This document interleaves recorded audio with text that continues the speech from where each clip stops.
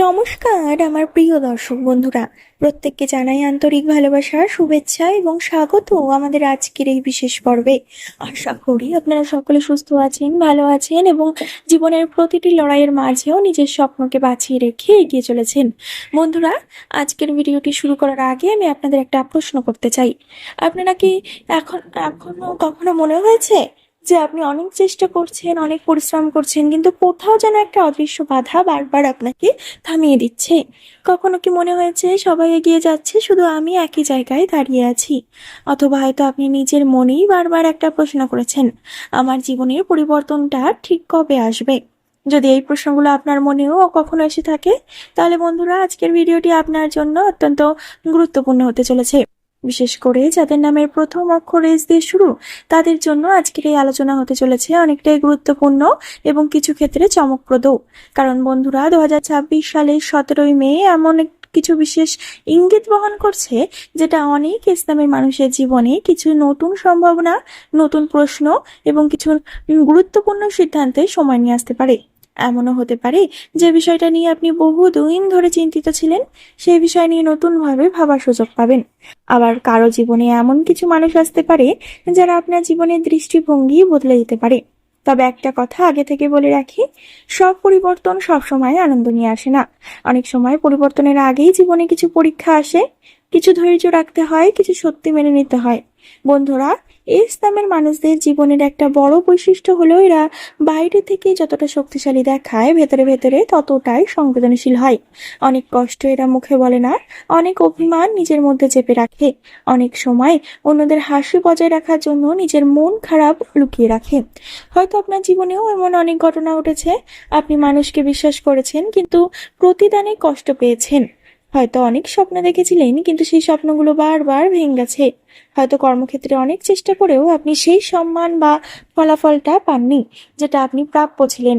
কিন্তু একটা কথা সব সময় মনে রাখবেন, যে মানুষ বেশি লড়াই করে, জীবনের সবচেয়ে বড় সফলতার গল্পও অনেক সময় সেই মানুষটার দিকেই লেখা হয়। আজকের এই ভিডিওতে আমরা শুধু সাধারণ ভাগ্যফল নিয়ে কথা বলবো না, আমরা আলোচনা করব আপনার কর্মক্ষেত্রে কি ধরনের পরিবর্তন সম্ভাবনা তৈরি হতে পারে, আর্থিক দিক থেকে কোথায় সাবধানে থাকা দরকার, কোথায় নতুন সুযোগ আসতে পারে, সম্পর্কের ক্ষেত্রে কোন ভুল সিদ্ধান্ত এড়ানো উচিত, এবং সবচেয়ে গুরুত্বপূর্ণ, নিজেকে কিভাবে মানসিকভাবে আরো শক্ত রাখা যায়। কারণ বন্ধুরা, অনেক সময় ভাগ্য শুধু সুযোগ দেয়, কিন্তু সেই সুযোগকে বাস্তবে সফলতায় বদলে দেওয়ার কাজটা আমাদের নিজেদেরই করতে হয়। একটা কথা খুব মন দিয়ে শুনবেন, জীবনে কখনোই নিজের সময়কে ছোট করে দেখবেন না। আর যদি আপনার খারাপ সময় চলে, তার মানে এই নয় যে আগামীকালও একই থাকবে। আকাশে যেমন রাত চিরকাল থাকে না, তেমনি জীবনের কঠিন সময়ও একদিন না একদিন বদলায়। আপনি হয়তো এখন কষ্টের মধ্যে আছেন, হয়তো টাকার চাপ, সম্পর্কের চাপ, ভবিষ্যতের অনিশ্চয়তা, এই সব কিছু মিলিয়ে ভেতরে ভেতরে ক্লান্ত হয়ে পড়েছেন। কিন্তু বন্ধুরা, অনেক সময় জীবনের সবচেয়ে সুন্দর অধ্যায় শুরু হয় সেই সময় থেকেই, যখন মানুষ ভাবে আমার দ্বারা আর কিছু হবে না।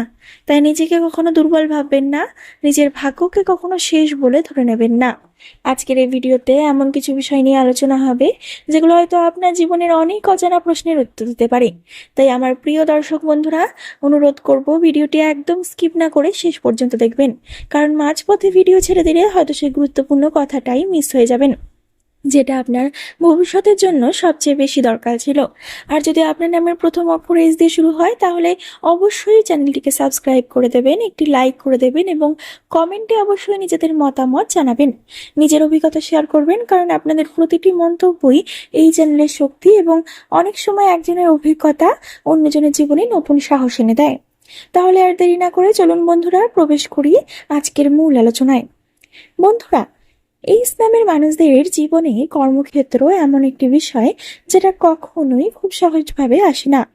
অনেক সময় আপনারা লক্ষ্য করবেন, একই কাজ কেউ খুব সহজে পেয়ে যাচ্ছে, খুব সহজে সফল হয়ে যাচ্ছে, অথচ আপনি অনেক বেশি যোগ্যতা, অনেক বেশি পরিশ্রম, অনেক বেশি সময় দেওয়ার পরেও ঠিক সেই জায়গাটাই পৌঁছাতে পারছেন না।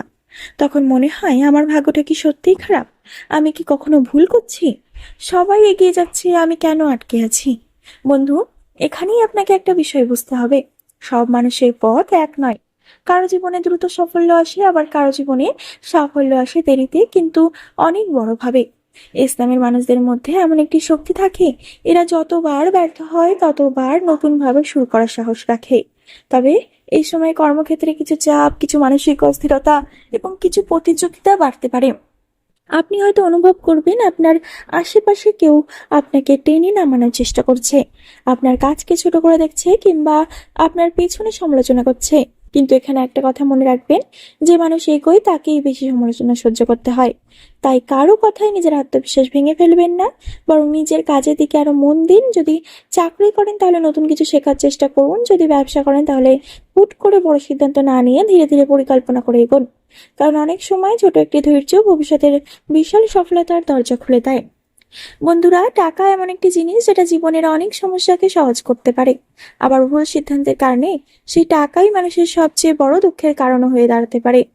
ইসলামের মানুষদের জীবনে অনেক সময় দেখা যায় টাকা আসে, কিন্তু সেই টাকা কোনো না কোনো কারণে বেরিয়েও যায়। কেউ হয়তো পরিবারের দায়িত্ব খরচ করছেন, কেউ আবার নিজের স্বপ্ন পূরণ করতে গিয়ে বারবার অর্থনৈতিক সমস্যায় পড়ছেন। আবার অনেক সময় এমনও হয় আপনি খুব পরিশ্রম করছেন, কিন্তু আপনার পরিশ্রম অনুযায়ী টাকা হাতে আসছে না। তখন ভেতরে একটা হতাশা কাজ করে। কিন্তু বন্ধু, একটা কথা পরিষ্কারভাবে বলি, আপনার আর্থিক উন্নতি শুধু ভাগ্যের উপর নির্ভর করে না, আপনার সিদ্ধান্তের উপরও অনেকটা নির্ভর করে। তাই এই সময়ে না বুঝে কারো কথায় টাকা ইনভেস্ট করা, তাড়াহুড়ো করে ব্যবসা শুরু করা কিংবা আবেগে বড় খরচ করা, এই জিনিসগুলো থেকে একটু সাবধানে থাকুন।